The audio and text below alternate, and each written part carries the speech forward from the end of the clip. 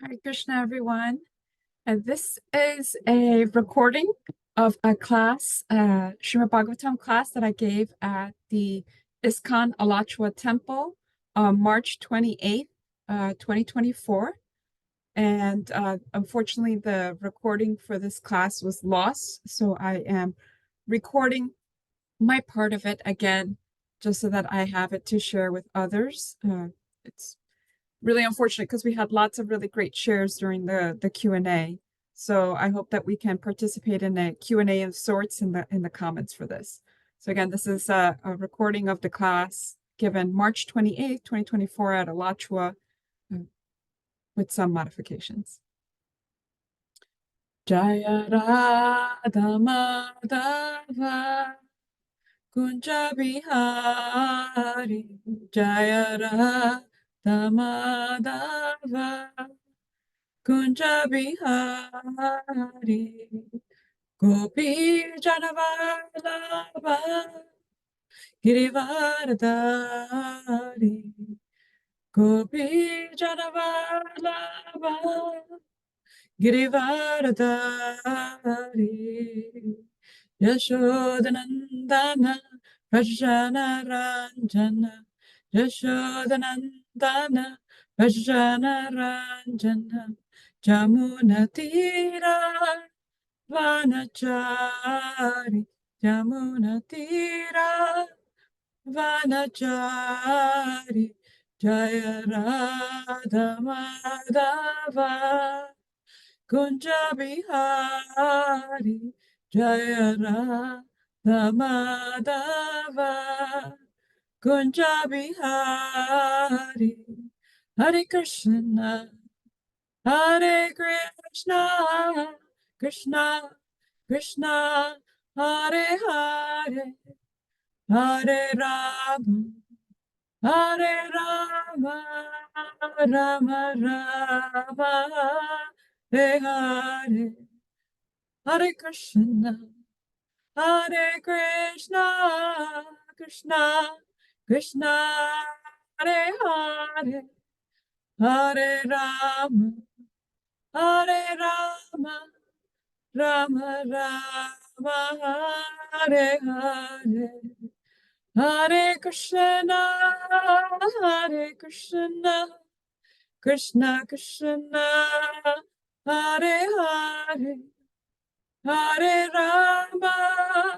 Hare Rama Rama Rama Hare Hare Hare Krishna Hare Krishna Krishna Krishna Hare Hare Hare Rama Hare Rama Rama Rama Hare Hare Jaya Radha Shama Sundar Radha Shama Sundar Radhe Jaya Radha Shama Sundar Radha Shama Sundar Radhe Jaya Krishna Balaram Jaya Krishna Balaram Jaya Krishna Balaram Jaya Krishna Balaram Jaya Gauranita Jaya Gauranita Jaya Gauranita, Jaya Gauranita, Prabhupada, Prabhupada, Prabhupada, Jaya Jaya Prabhupada, Nitai Gaura Haribo, Haribo, Haribo, Nitai Gaura Haribo. Jaya Gaura Premanandi. Om Namo Bhagavate Vasudevaya. Om Namo Bhagavate Vasudevaya. Om Namo Bhagavate Vasudevaya. O my Lord, the all-pervading personality of Godhead, I offer my respectful obeisances unto you. Narayanam Namaskritya Naram Chaiva Narottamam Devim Sarasvatim Vyasam Tato Jayamudiraye.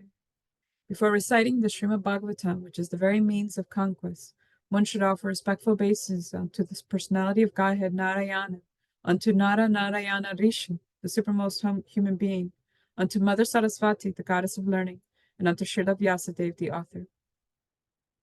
Nashta Praeshu Abhadreshu Nityam Bhagavata Sevaya Bhagavati Utamashloke Bhaktir Bhavati Naishtiki. By regular attendance in classes on the Bhagavatam, and by rendering of service to the pure devotee, all that is troublesome to the heart is almost completely destroyed, and loving service unto the personality of Godhead, who is praised with transcendental songs, is established as an irrevocable fact. I'll share my screen for the verse.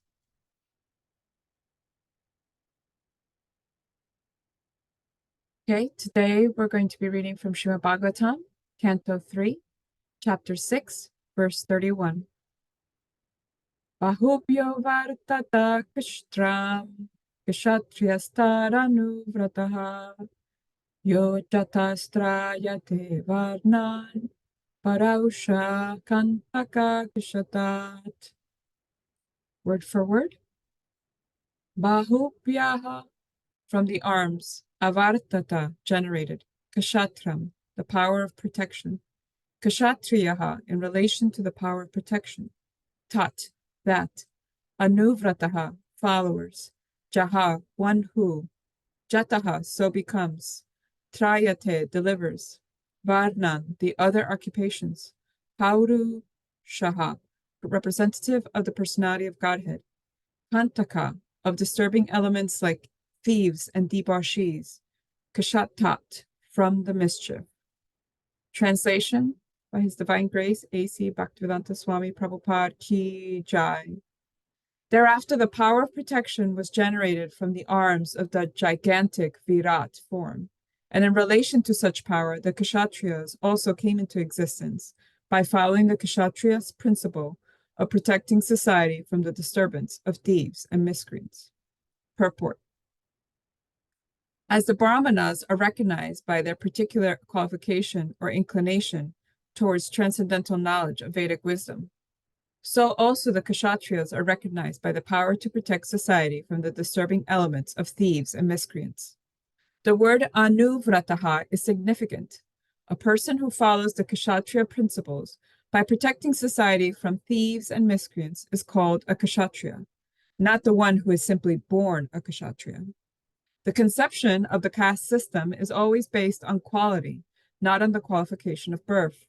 Birth is an extraneous consideration. It is not the main feature of the orders and division. In Bhagavad Gita 18.41 to 44, the qualifications of the Brahmanas, Kshatriyas, Vaishyas, and Shudras are specifically mentioned, and it is understood that all such qualifications are needed before one can be designated as belonging to a particular group. Lord Vishnu is always mentioned as the Purusha in all Vedic scriptures. Sometimes the living entities are also mentioned as Purushas, although they are essentially Purusha Shakti, Para Shakti, or Para Prakriti, the superior energy of the Purusha.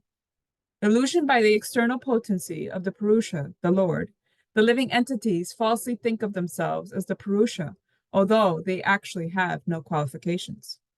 The Lord has the power to protect. Of the three deities, Brahma, Vishnu, and Maheshwara, the first has the power to create, the second has the power to protect, and the third has the power to destroy.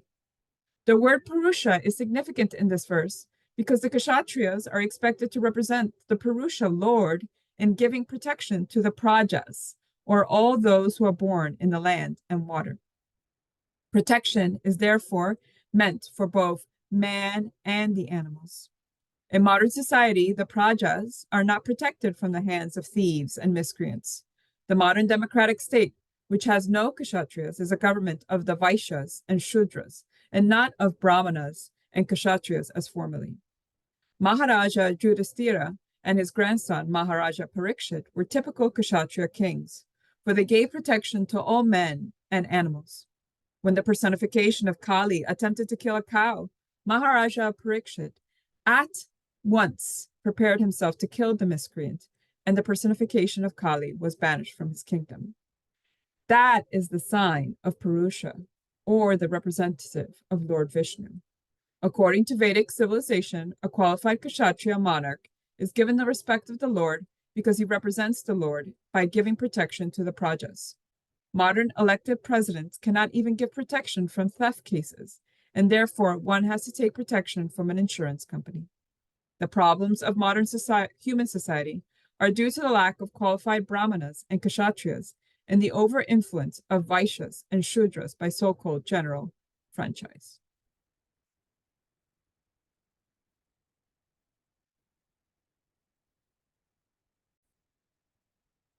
Om Ajnanatimrandasya Gananjana Shalakaya Shakshuram Militam Yena Tasmai Shri Gurave Namaha.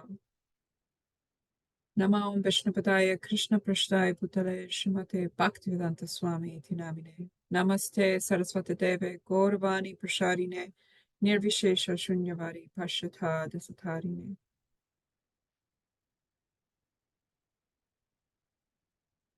Shri Krishna Chaitanya Prabhu Nityananda Shri Advaita Gadadhara Shivasari Gaura Bhaktivinoda. Hare Krishna, Krishna Krishna, Hare Hare, Hare Rama, Rama Rama, Hare Hare. Dear devotees, I humbly ask for your blessings that I may speak in this class in a way that glorifies God and inspires myself and others to serve Guru, Radha, and Krishna. So to start, I wanted to share this pastime between our Srila Prabhupada, who was then called Abhay Charan, and his guru, Bhaktisiddhanta Saraswati. So this is from the Srila Prabhupada Lilamrita, Volume 1, Chapter 3. And this has been abbreviated in parts. Srila Bhaktisiddhanta immediately said to them, "You're educated young men. Why don't you preach Lord Chaitanya Mahaprabhu's message throughout the whole world?"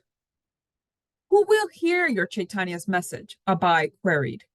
"We're a dependent country. First, India must become independent. How can we spread Indian culture if we are under British rule?"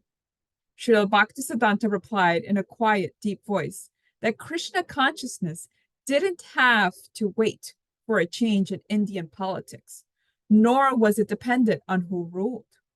Krishna consciousness was so important, so exclusively important, that it could not wait. Srila Bhaktisiddhanta continued, whether one power or another ruled was a temporary situation, but the eternal reality is Krishna consciousness, and the real self is the spirit soul. No man-made political system, therefore, could actually help humanity. This was the verdict of the Vedic scriptures and the line of spiritual masters. Although everyone is an eternal servant of God, when one takes himself to be the temporary body and regards the nation of his birth as worshipable, he comes under illusion. The leaders and followers of the world's political movements, including the movement for Swaraj, were simply cultivating this illusion. Real welfare work, whether individual, social, or political, should help prepare a person for his next life and help him reestablish his eternal relationship with the Supreme. Bhaktisiddhanta Saraswati was now stirring up within him, so within Abhay Charan, within our Srila Prabhupada, his original Krishna consciousness. And by the words of this spiritual master, not only was he remembering Krishna, but he felt his Krishna consciousness being enhanced 1,000, 1,000,000 times. So why do I share this pastime between our Srila Prabhupada and his guru before even starting class? Well, I do this because after reading the verse and the purport for today, I felt it was important to remind myself and all of us what is most important. It's not politics, it's not current social events or crime statistics, which are all temporary situations, as Srila Bhaktisiddhanta said. The eternal and important reality is Krishna consciousness, which is what can really help humanity and the world. And the greatest gift we can give others is what Srila Prabhupada received from his guru that day, an inspiration or a means to serve Krishna and a stirring, an enhancing of our Krishna consciousness.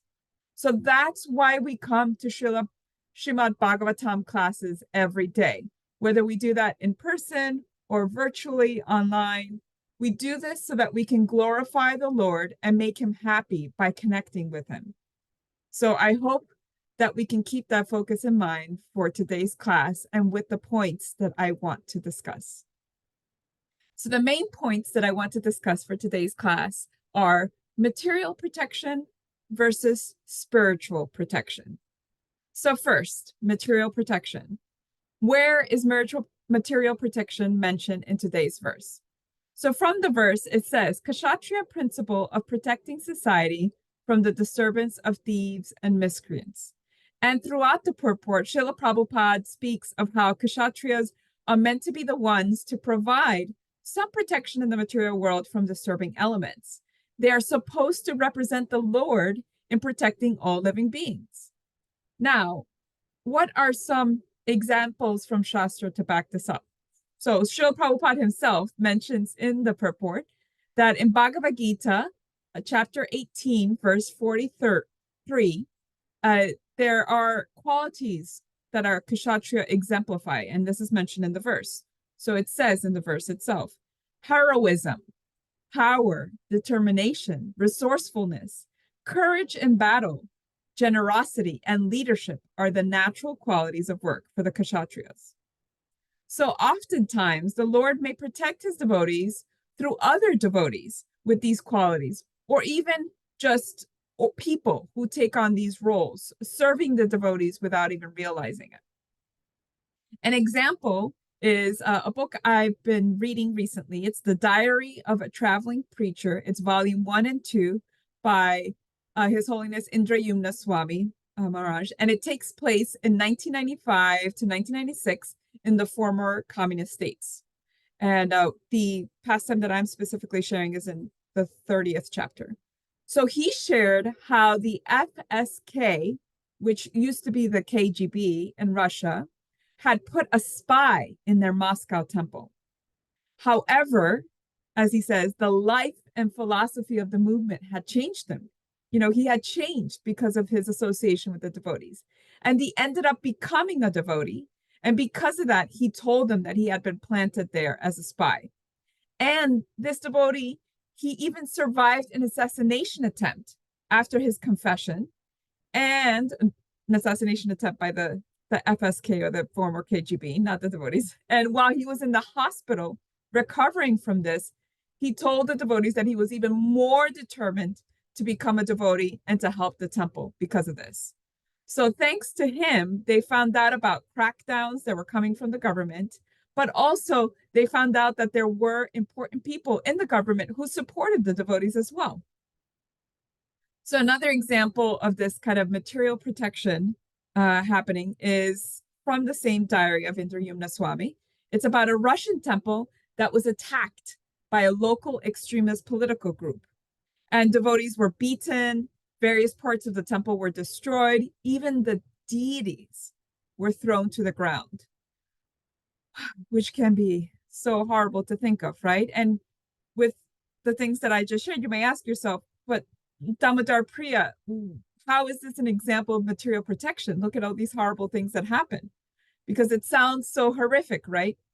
Well, if you really think about it, the Lord mitigated it all, because during this horrible attack, no one died. 5 of the evildoers were captured. And due to the extensive the media coverage of this incident, the temple was given protection by police officers with machine guns, and they were there to protect the devotees. And also because of this incident and the media kind of attention to it, there were appeals to the Russian parliament to address the growing tendency towards religious intolerance. So a lot of material protection did kind of come about from this. And there were many other examples in this diary of devotees that acted as transcendental bodyguards for Indrayumna Swami as he traveled through these war-torn areas like Croatia, Serbia, and other parts of Eastern Europe. And there were devotees who really embodied these Kshatriya qualities. But most importantly, the quality that they embodied was the service. They were doing this in service to the Lord. They were doing this in service to his devotees. And sometimes the Lord will even provide material protection in more magical ways.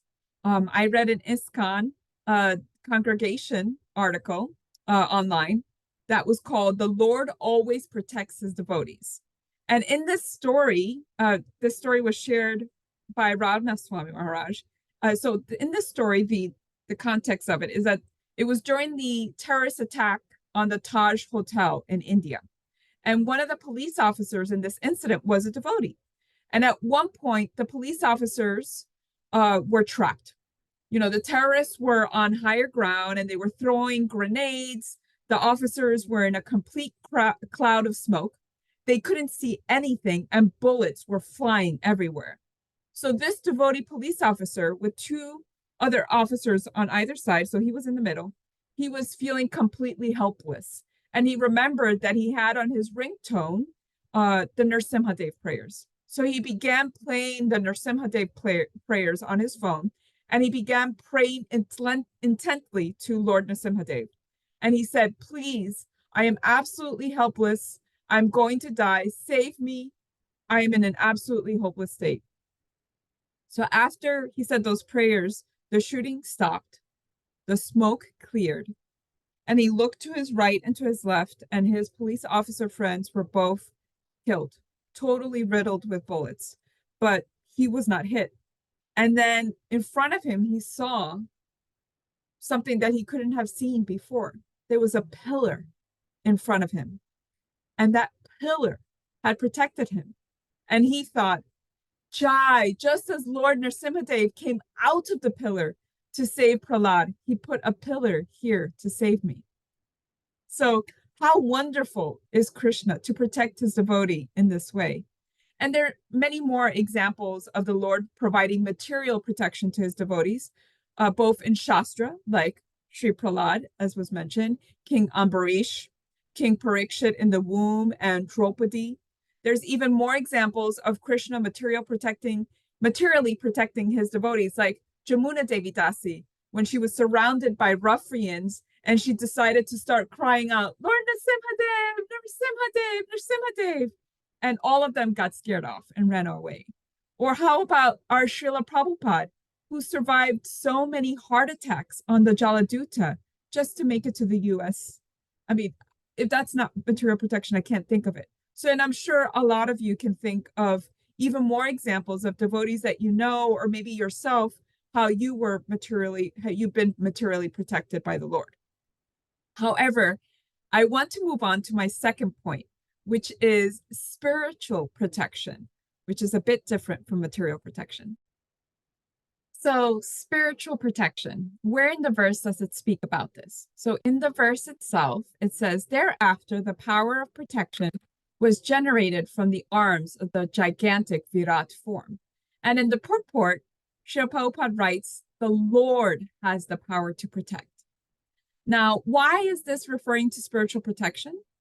Because as it's been explained in the Bhagavad Gita and the Srimad Bhagavatam, the Lord may sometimes protect his devotees materially, but he's always going to protect his devotees spiritually, especially when it comes to our bhakti, when it comes to our spiritual advancement. Now, let's unpack this further with some more Shastra. And some very clear examples of this are in the following verses that many of you, I'm sure, know and have heard quoted when it comes to Lord and protection.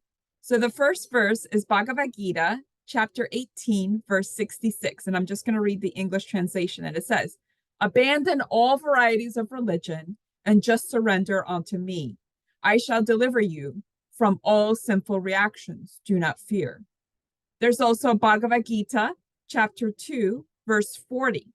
"In this endeavor, bhakti yoga, there is no loss or diminution, and little advancement on this path can protect one from the most dangerous type of fear." So again and again, the Lord says that his devotees are protected, and most importantly, when it comes to our spiritual advancement. Any advancement in our bhakti is not lost or diminished, and it's carried from lifetime to lifetime. How generous and how merciful is the Lord to do this for us? I mean, Krishna knows that the material world is one that's full of danger and miseries, and he knows that it's not possible for anyone to be free from that in the material world. And we've seen this in personal examples from devotees we know, right? Like Srila Prabhupada, who was a pure devotee, he still experienced crazy roommates. He was gored by a bull. He had heart attacks, etc. Like so many things. Or how many of his disciples have experienced car accidents, cancer, domestic violence, etc., etc. So we have examples from Shastra, like the Pandavas, like Prahlad, Haridas Thakur. These are all great devotees of the Lord who experience suffering. So if they have experienced these problems, does it mean that the Lord was not protecting them? Of course not. He was keeping them connected to Him. He was always protecting what was most important, which was their bhakti. And it's that connection to Krishna that devotees really care about, that spiritual protection. And I was reading a lecture by a Vaishnavi, Kirti Kumari Devidasi, and she explained this so well. So she says, and I quote, because devotees have the understanding that they are not this body, they understand that they are spirit soul. Thus, knowing that material dangers are only relating to the body, they are not disturbed by them. And because they're engaged in devotional service and thus are fully surrendered to the Lord, a devotee thinks, Krishna may do with me as he like.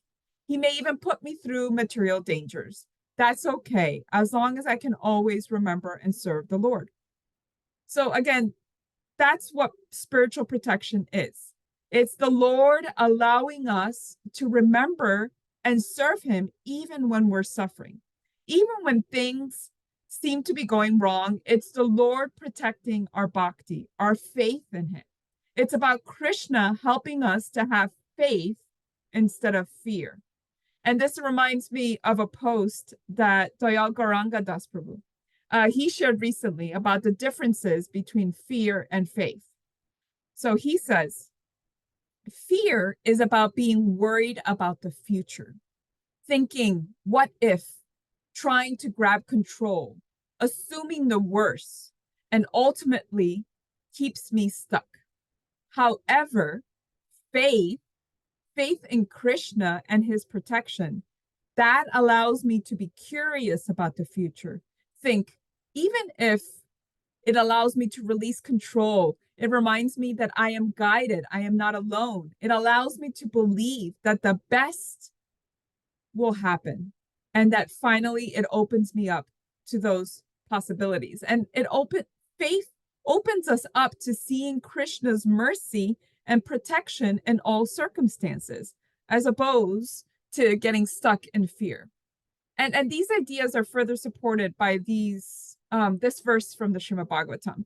So in Srimad Bhagavatam, Canto 10, Chapter 14, verse 8, and this is a very famous verse that's often quoted. So again, the English says, my dear Lord, one who earnestly waits for you to bestow your causeless mercy upon him or her, all the while patiently suffering the reactions of their past misdeeds and offering you respectful obeisances with his heart, words, and body, is surely eligible for liberation, for it has become their rightful claim. So again, this verse is really about understanding that if we have faith in Krishna and his protection, then we know that we can be patient. We can be patient with the ups and downs in this world, and we can be patient because we know that he loves us and he's always looking out for us, no matter what the circumstances may look like.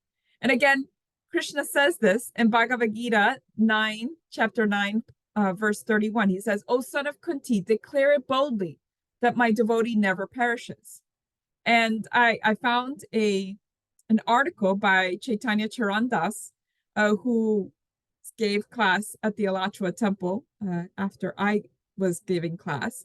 And in this article, he explained something about Bhagavad Gita, chapter 9, verse 31. He says, and I quote, while this verse is often used to support the idea that Krishna will protect us physically, the verse, when read in context, focuses on the theme of Krishna's spiritual protection. Even if we fall to grievous misdeeds, we will be protected and purified by his mercy. More alarming than physical danger is spiritual danger. And Krishna assures us protection from that ultimate danger. So again, though Krishna may offer us material protection from time to time, what is really important, the ultimate danger that we are possibly experience is that spiritual protection, that spiritual danger. And he provides us protection from that spiritual danger. And what's that spiritual danger? The danger of falling further away from Krishna, right? That's what's really most dangerous in this material world, is us falling further and further away from Krishna, turning away from Krishna even more. So we are purified by Krishna's mercy, which may seem at times like just suffering for suffering's sake, but it's not. And what are some examples of this spiritual protection? So spiritual protection can look like devotees experiencing suffering.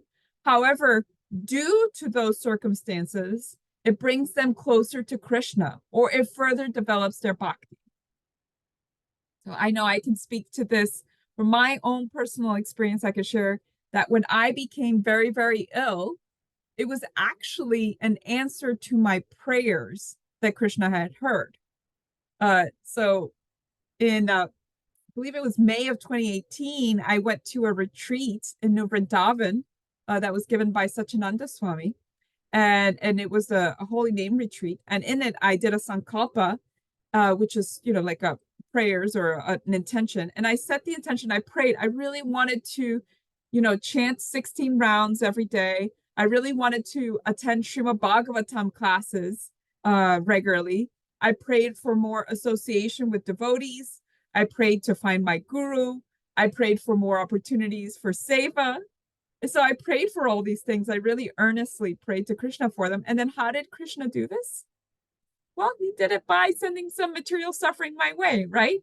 And how was this protection? How was me becoming very, very ill protection? Well, he was protecting my bhakti, right? With my illness, he was taking me away from circumstances that weren't helping me spiritually, right? So I was very, very focused on work. That was very much a part of my identity. I spent so much time working and just pouring my heart and soul into that, as opposed to using my energy for bhakti related kind of practices. So he made me so ill that I couldn't work full time anymore, that I couldn't work. So he took that away so that he could protect me.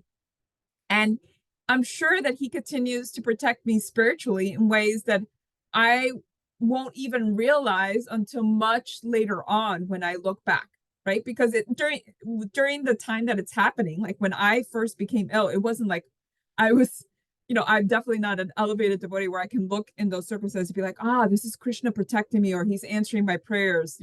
That wasn't how I was at the time. But I can look back at it and I can see that that's what happened. And we see examples of, with other devotees where they've been in accidents, or they get cancer, or they're about to leave their bodies, or they lose their jobs. And Krishna, during these circumstances, arranges for them to get association of the devotees, or arranges these circumstances in a way that their bhakti really grows.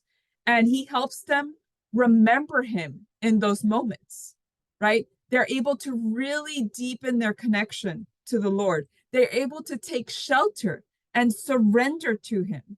And even during those times when others, looking at it from a material standpoint, they're thinking, oh, wow, this is horrible. Like, this person's really suffering.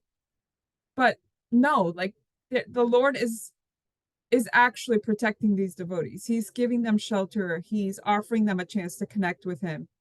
So however we know that Krishna is always protecting and loving and looking out for his devotees, we don't always understand it at the time. And it's important because of that for us to have faith. Faith is very important during all of this, that we can have faith, that we can be patient and just know that we are protected by the Lord, and just really reinforce that for ourselves. In all circumstances, just remind ourselves, I will be patient. The Lord is protecting me. Somehow or another, this is an opportunity for me to serve the Lord, for me to take shelter of the Lord, and then just look at the circumstances in that light as much as we can. And oftentimes the best way to do that is with association of devotees who can help remind us of that, or just having service, or again, reading and coming to Srimad Bhagavatam classes and reading the Bhagavad Gita, and just kind of having that constant reminder so that we can grow our faith in the Lord, that we can grow in faith that the Lord is spiritually protecting us at all times and sometimes materially. So to recap, protection ultimately comes from Krishna, whether it's from devotees or regular people who are empowered to offer it materially by Krishna, or spiritual protection that Krishna offers to his devotees at all times. And Krishna is protecting their bhakti. He is protecting their love for him. He is protecting their spiritual practice. And to call back to that pastime between our Srila Prabhupada and his guru, the internal and important reality is Krishna consciousness, which is what can really help humanity and the world. And the greatest gift we can give others is what Srila Prabhupada received from his guru that day, which was an inspiration or a means to serve Krishna. So Vanchakalpa Tarubhyascha Kripa Sindhubhya Eva Cha Patitanam Pavanevyo Vaishnavevyo Namo Namaha. From our respectful obeisances unto all the Vaishnava devotees of the Lord, they can fulfill the desires of everyone, just like desire trees, and they are full of compassion for the fallen conditioned souls. So dear devotees, this was my humble attempt to try to record a class that I gave at the Alachua Temple on March 28th.